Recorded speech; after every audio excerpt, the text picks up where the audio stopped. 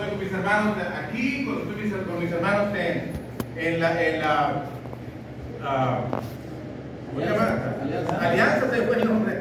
Cuando estoy con los hermanos en la alianza, sea en la congregación o compartiendo con ustedes en las reuniones del matrimonio, es un placer. Para mí es un placer el puro hecho de estar con ustedes, compartir nuestra comunión cristiana, compartir juntos la palabra de Dios, estarnos entrenando en aquellas cosas, para ir corrigiendo aquellas cosas que confesamos, reconocemos, aceptamos y hermanos que necesitamos cambiar.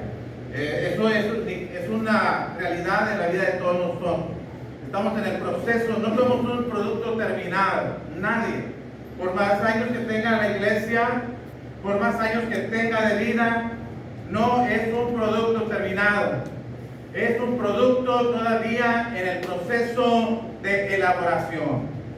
Y este proceso de elaboración, hermanos, de nuestra vida, en cuanto a corregirla, mejorarla, hermanos, no termina hasta que nuestra vida sobre esta tierra se acaba o Jesucristo viene. De manera que quisiera con esto dejar en la mesa, hermanos, la posibilidad que tengamos un pensamiento positivo, aunque ciertamente corregir lo deficiente sugiere que hay algo que estamos haciendo mal y que tenemos que cambiarlo.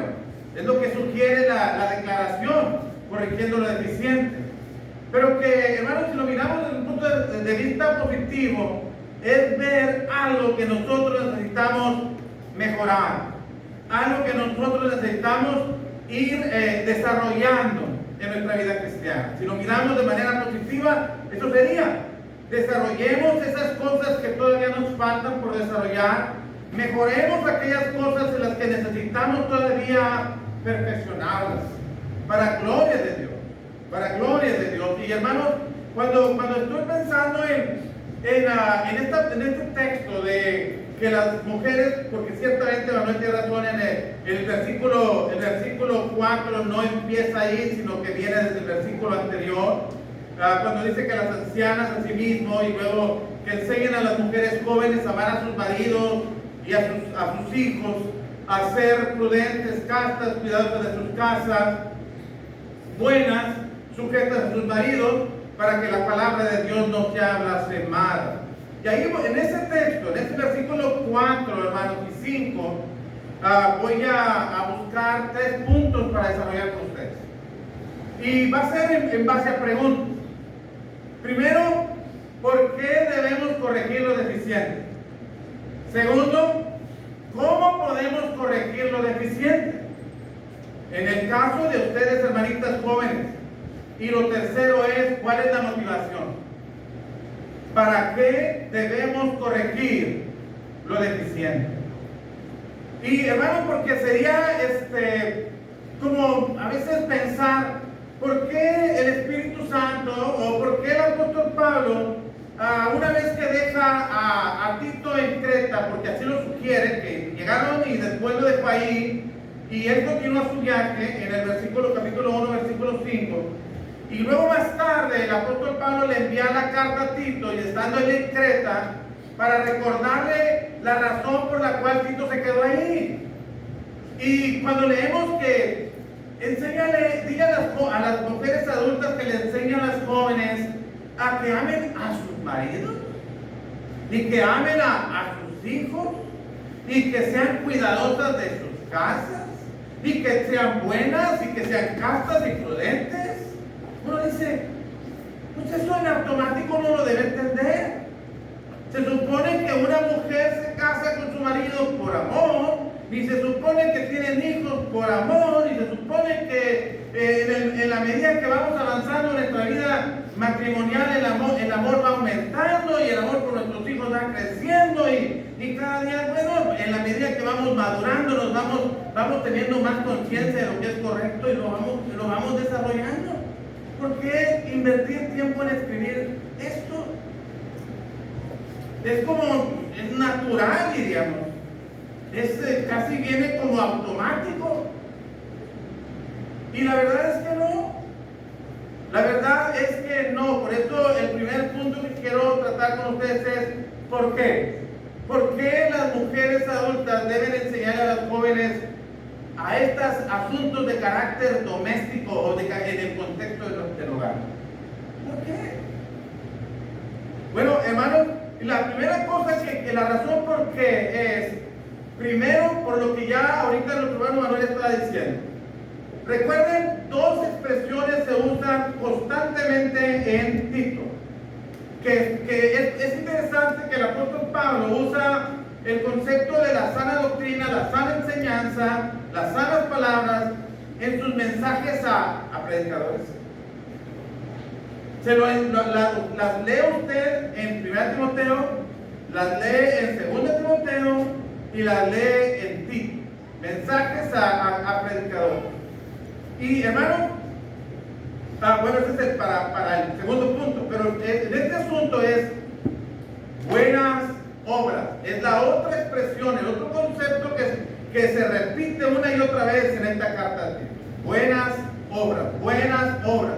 Y decíamos, hermanas, jovencitas de mediana edad, que estén perfectamente capacitadas para el trabajo que tenemos que hacer en la iglesia y en el caso particular ustedes. Queremos, hermanas, que donde quiera que van expresando quiénes son. Y eso puede verse por las buenas obras. Buenas obras.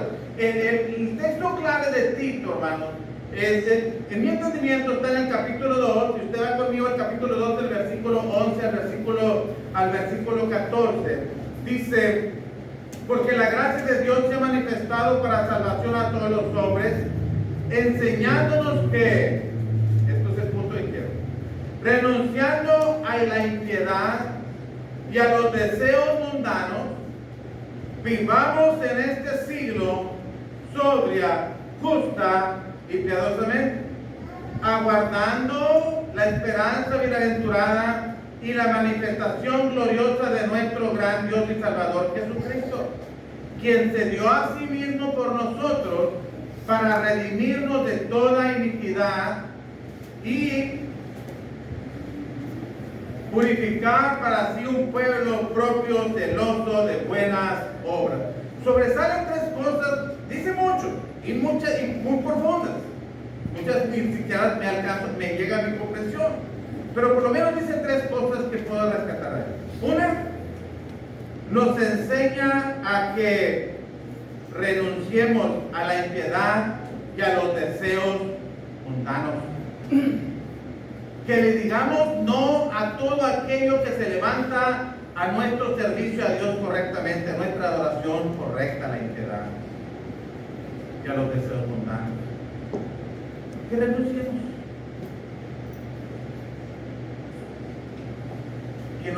Que esperemos de manera correcta la manifestación gloriosa de nuestro gran Dios y Salvador Jesucristo, en el versículo 13. Renunciamos a esto porque estamos esperando algo. Estamos esperando, y esto me estorba para lo que yo espero. Pero otra cosa dice, hermanos, lo que Cristo hizo por nosotros, quien se dio a sí mismo para redimirnos de toda iniquidad. Renunciamos a todo esto porque esperamos a nuestro Señor Jesucristo, que cuando vino a este mundo se dio a sí mismo para redimirnos de esta maldad, de esta iniquidad, y purificar para sí mismo un pueblo celoso, santo, celoso de buenas obras. Cuando estamos enterados de quién soy y por qué soy lo que soy y que estoy esperando, entonces tengo claro qué es lo que deberían estar haciendo. Y en el caso de ustedes, hermanas jóvenes, Dios espera que ustedes también sean como parte del pueblo de Dios, mujeres celosas de buenas obras. Pero así como hemos visto cómo definen o cómo describen a la sociedad en Creta, hermano, podríamos nosotros también pensar cómo se describe la sociedad en nuestro tiempo. Y que es muy oportuno abordar estos temas. es muy oportuno. Porque si ustedes consideran lo que el apóstol Pablo le está diciendo a Tito, hermanos, básicamente está, el tema tiene que ver en cuanto a lo que las jóvenes hermanas deben aprender, tiene que ver en el contexto de su hogar. Amar a sus maridos, amar a sus hijos, sujetarse a sus esposos y cuidar su casa. ¿Dónde está eso? ¿Dónde se da eso? ¿En el trabajo? No, se da en la casa. En el contexto del hogar. Mujeres entrenadas para vivir de acuerdo a la voluntad de Dios desde lo que debe ser su enfoque y su prioridad. Su casa. Amar a sus maridos, diríamos, es algo natural. No. El apóstol Pablo, cuando escribe la carta a los romanos y segunda carta a Timoteo y presenta la cultura, la vida de los idólatras degenerados del capítulo 1 de Romanos, y cuando mira el carácter de los hombres de los postreros días en segunda Timoteo capítulo 3, una cosa forestal entre las menciones: hombres sin afecto.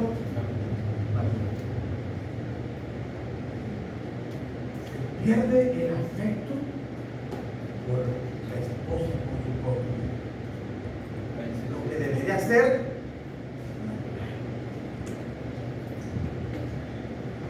no desarrollamos ese amor fileo que está ahí. No es el amor ágape, el amor de Dios, sino el amor de las emociones, del compañerismo, de la amistad, de que para ustedes, hermanitas, su mejor amigo, su mejor amiga entre todo el mundo, su esposo, con quien usted se siente mejor, más cómoda, con quien usted comparte sus conversaciones, sus temores, sus tristezas, sus alegrías, sus planes, sus proyectos, con quien usted puede pasar todo el día, todos los días, toda la semana, todo el año, toda la vida, y se siente muy bien.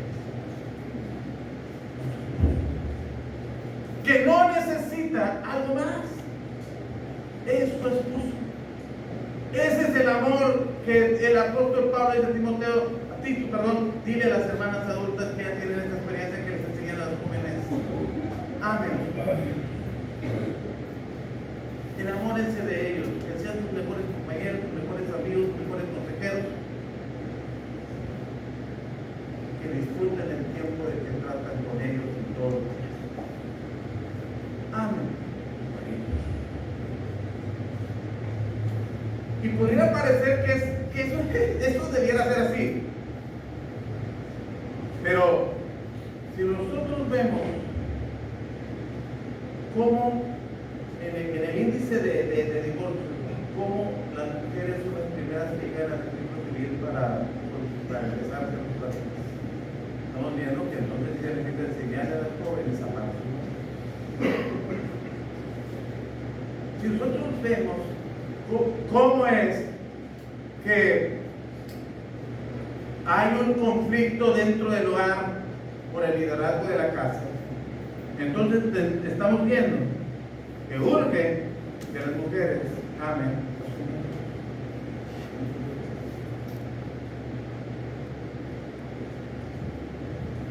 Si estamos viendo que en este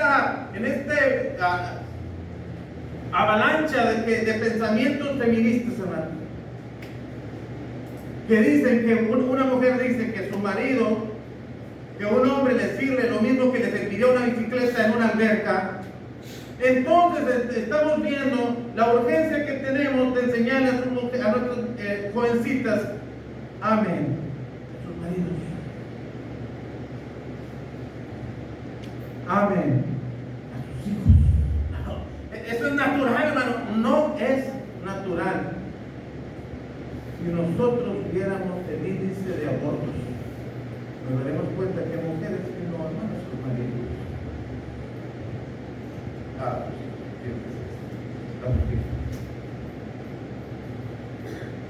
Si pudiéramos ver la falta de instrucción cívica, social, los valores,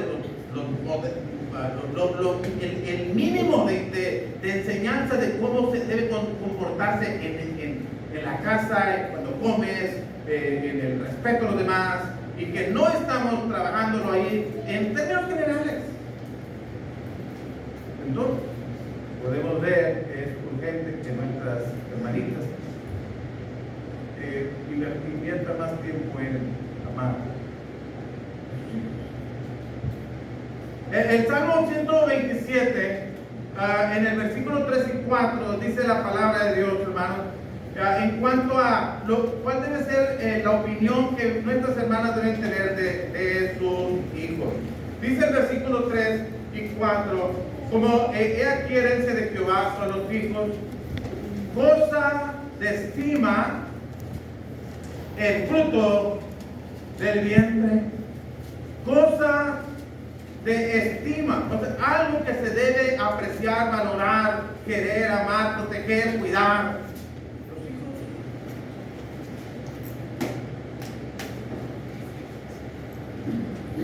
Pero hacemos hasta bromas de personas que están en el Facebook y el niño pidiendo comer y la niña, la mamá está diciendo que ella ama a sus hijos. Cuando los hijos están diciendo que necesitan comida. Y lo hacemos como broma, pero terminamos bromeándonos de la tragedia que está encima de nosotros. Terminamos haciendo broma del techo que se nos está cayendo encima. ¿Cómo se colapsa, hermanos? ¿Cómo se colapsa los fundamentos de una sociedad? En nuestro hogar. En la iglesia. Con nuestros muchachos. Por eso es importante que nosotros veamos que no es asunto natural que nada más porque tienes un hijo lo hagas, sino que amar es mucho más que decir que ama, sino cuidarlo. ¿Ustedes recuerdan, por ejemplo, 2 Timoteo, capítulo 3, versículo 15? Cuando el apóstol Pablo le dice a Timoteo: ¿desde cuándo, Timoteo, ha salido las sagradas escrituras, las cuales le pueden hacer saber para la salvación? ¿Desde cuándo? Y preguntaríamos, ¿quién le enseñó? ¿Quién le enseñó a Timoteo en esa segunda carta a Timoteo, en el capítulo 1, versículo 4 al 6? ¿Quién le enseñó? ¿De dónde heredó esa fe? De su mamá, de ustedes. Mujeres responsables, ahora sí, poniéndolo en aplicación, una mujer adulta que le enseña a su hija cómo tratar a su hija. Una mujer adulta que le enseña a su hija cómo debe enseñar, criar a su nieto. Y lo crió de tal manera que le llenó los ojos al apóstol Pablo y se lo llevó consigo en su equipo de trabajo. De eso estamos hablando, hermanos. De eso estamos hablando. No de una mera información que, luego predicó Paco lo mismo que dijo Manuel y luego... No estamos hablando de eso. Evaluar las cosas que pueden estar pasando alrededor mío. Tengo que ir por ahí.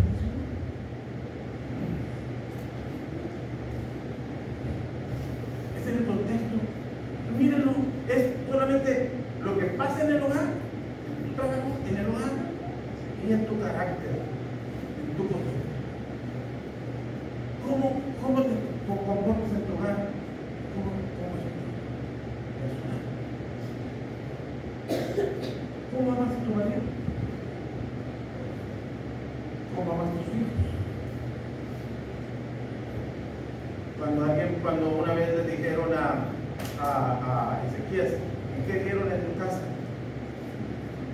Vieron todo, digo, que bueno, le preguntaría, hermanitas, con todo el respeto que ustedes me merecen, con todo el respeto, si fueran a su casa, ¿qué verían en su casa? ¿Qué verían? En tu tratar con sus maridos, a sus hijos, como empezamos a decir, pues no te digo que cierren los ojos, sino que los abran, porque si no te vas a tropezar, ¿no? ¿Cómo haríamos?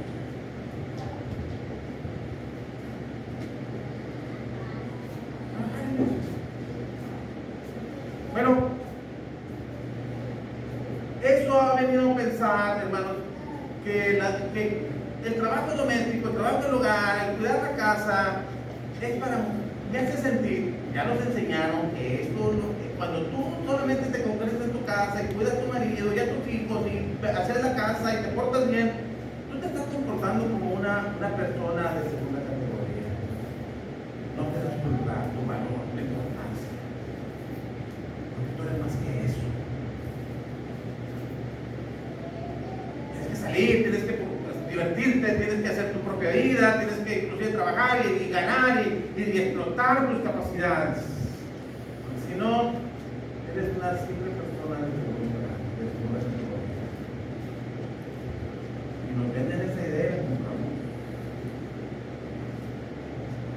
Pero el Espíritu Santo, no el apóstol Pablo, es el agente humano, pero el Espíritu Santo, el agente divino, dijo: el énfasis, usted trabajando o no trabajando, un trabajo fuera de su hogar, tu énfasis, hermanita, es tu casa. Tu hogar, esposo, hijos, casa. El clima, el ambiente, la atmósfera en donde sus hijos van a criarse física, emocional y espiritualmente saludables. Saludables, que eso me mueve al segundo punto. Bueno, ya no voy a dejar el carácter, pero el carácter ahí está, ¿no? Que sean buenas. Y lo bueno tiene que ver no solamente con su amabilidad, con su gentileza, sino también con su carácter santo. Que sean castas, ¿no? ¿Cuántas cosas no podríamos decir al respecto?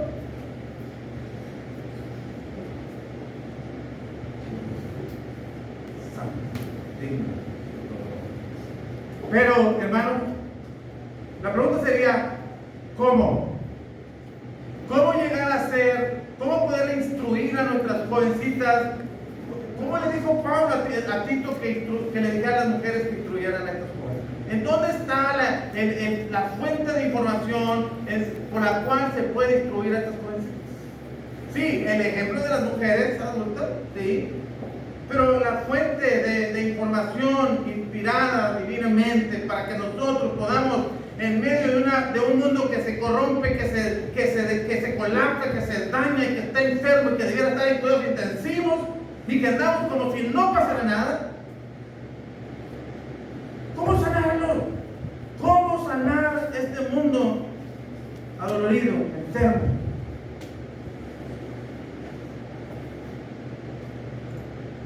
¿Cómo define el apóstol Pablo la escritura? Sea las palabras, sea la doctrina, o sea la enseñanza. Con las sanas palabras, la sana doctrina. ¿Y por qué sana? ¿Por qué ese calificativo de sano? ¿Por qué sana? ¿Por qué es sana doctrina? ¿Por qué es sana palabra? ¿Por qué es sana enseñanza? Porque trae salud a quien se dedica con este ministerio. Trae salud a los hogares, trae salud a los matrimonios, trae salud a los hermanos y hermanas que se están dedicando. Este medicamento, la palabra, su palabra, es sana enseñanza, trae salud, es sana porque salva, es sana porque genera salud espiritual, emocional, familiar a quien en ella se ejercita. ¿Necesitamos eso? Usted va con un psicólogo, para que le lleve a su hijo que está batallando con él, y con todo respeto, no estoy generalizando, pero muchos, es más, un psicólogo que no respeta la palabra de Dios, para ponerlo así. Vaya con un consejero familiar que no respeta la palabra de Dios. Y preséntele su problema y vea qué solución le da.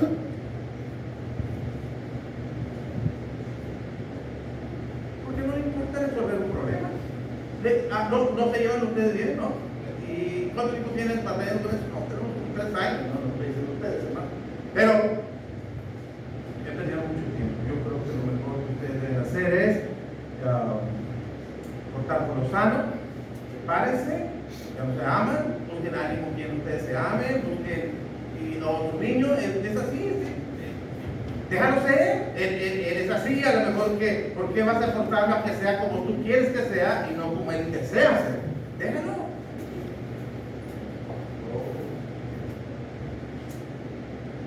Pues eso ya lo sabía, yo ya sabía qué quería hacer, ¿no? Y te pagué para que me dijeras lo que el niño ya me había dicho. Te pagué para que me dijeras lo que, invertimos tiempo para que me dijeras lo que nosotros ya lo habíamos platicado. No, te pagué para que me dijeras, es como si vas a un doctor y el doctor te hace un análisis clínico y te dice, estás bien enfermo, ¿o sí?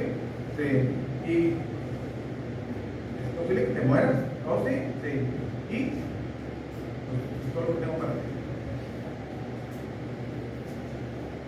¿Tienes que luego pagar? ¿Me tienes que pagar? Por decirme eso y no me das ninguna solución. Pues te puedo mejorar, pero tengo cáncer. Pues esto es lo que te puedo dar. Hermano, porque nos están dando lo que no necesitamos. Y la palabra de Dios es lo que se requiere urgentemente en toda la vida de las familias, de los individuos, de los matrimonios, de las familias, de nuestros sociedad, para que podamos ser personas que tienen buenas, que pueden expresarse en buenas obras en su vida familiar, en su vida matrimonial. Hermanas, no subestime la palabra. No menosprecie el mensaje de Dios. Ya lo hemos leído repetidas veces, 2 Timoteo capítulo 3, verso 16, verso 17. Lo útil que es, en qué áreas y hasta qué punto. ¿Qué puede hacer por mí? Te puede enseñar, te puede corregir, te puede arguir, te puede instruir en justicia. ¿Hasta qué punto? Hasta que llegues a ser perfecto, enteramente preparado para toda buena obra. Y en el matrimonio lo mismo, y en la familia igual. Y no hay otra cosa. ¿Necesitas algo más? Nada más hágalo. Ejercítate. Y es lo que Pablo le está diciendo a Tito. Dile a las hermanas que hagan su función. Y hermanas, se urge, hermanas adultas, y ahí me voy a meter otra vez en clase de Manuel. Urge, hermanas, que se haga un tipo de coaching o ser tutoras o que entrenen a las jóvenes, que puedan trabajar con muchachitas que ustedes saben que están empezando en su vida cristiana, en su vida matrimonial, que están batallando, que usted ve. No es asunto de criticar, no, criticar es fácil. ¿Cómo nos juntamos Chely y yo para hablar con este matrimonio? ¿Cómo se puede juntar Chely con esta jovencita para, mira, yo he trabajado esto con Paco y nos ha resultado, te sugiero que lo intentes. Hagamos eso. O sea, ¿cómo hubiera querido yo que cuando yo estaba recién casado hubiera habido, que me dijeran algo por aquí? Pero por eso ahora, cuando yo observo que algo, yo quiero ayudarles. Porque yo necesité que me ayudaran. Porque muchas veces por eso me equivoqué y me sigo equivocando. Necesitamos que ayudarnos a hacer las cosas. No es, veamos qué se está gangrenando. Pero ¿cómo podemos detener eso? ¿Para qué? ¿Por qué? El cómo y el para qué. ¿Cuál es la motivación? ¿Por qué tendría que cambiar? ¿Para qué tendría que cambiar? Dame una razón fuerte para que yo pueda tomar en cuenta lo que dice. Y el apóstol Pablo dijo para que la palabra de Dios no sea blasfemada. Se insulta la palabra de Dios, se insulta, se menosprecia, se cuestiona, se pone en duda su capacidad de transformar, de mejorar, de corregir las vidas cuando no se ve.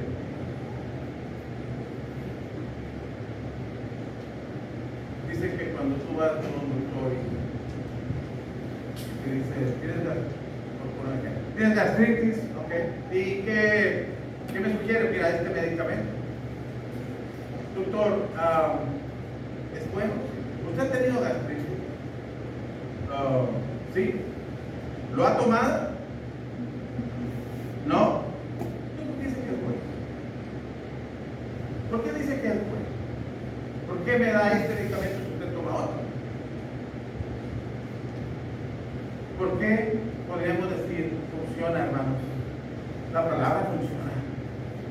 Es cierto lo que dijo el apóstol Pablo en Romanos capítulo 2, verso 2. Para que comprobáis cuál sea la buena voluntad de Dios. ¿Cuál sea la buena voluntad de Dios? Agradable, perfecto.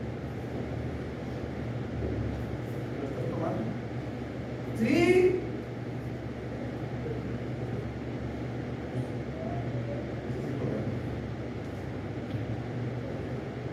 Y cuando lo pueden ver, la palabra de Dios es glorificada, Dios es glorificado en contraste de la posibilidad de que esto sea, que Dios sea más. No debemos dar motivos a aquellos que dudan de la palabra de Dios, viendo nuestras vidas, que tienen razón, y te puedo decir, te puedo comprobar que tengo razón en no creer la palabra de Dios. No debemos esforzarnos, hombres y mujeres, ahora sí en general, pero particularmente usted, hermanita, a que la palabra de Dios funciona por la vida que podemos manifestar, no solamente a los que nos conocen, a los que nos conocen. Pero algo más, porque la familia, hermanos, puede llegar a ser, debe ser, vaya, un pedazo de cielo en la tierra. Y eso resulta cuando nosotros prestamos atención a la palabra de Dios, nos ejercitamos en ella, la aterrizamos en nuestra vida personal, la aplicamos en nuestro hogar. Y nuestro hogar puede convertirse en un pedazo de cielo en la tierra. Es otra motivación también. Y una tercera razón, una tercera motivación, ¿por qué debiéramos corregir lo deficiente en lo que corresponda a ustedes, hermanos? Y cada quien a lo propio. Porque estaremos contribuyendo en desarrollar el ambiente propicio donde nuestros hijos crezcan saludables. Estaremos contribuyendo en desarrollar en la congregación donde nos reunimos el ambiente perfecto para que cristianos que van llegando, que van convirtiendo, puedan crecer saludablemente. Una congregación conflictiva, con batallas y todo eso, hermano. El que viene cree que es Dios.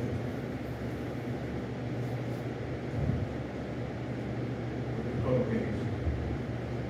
Cuando los hijos crecen, esto es todo lo que he visto en mi casa.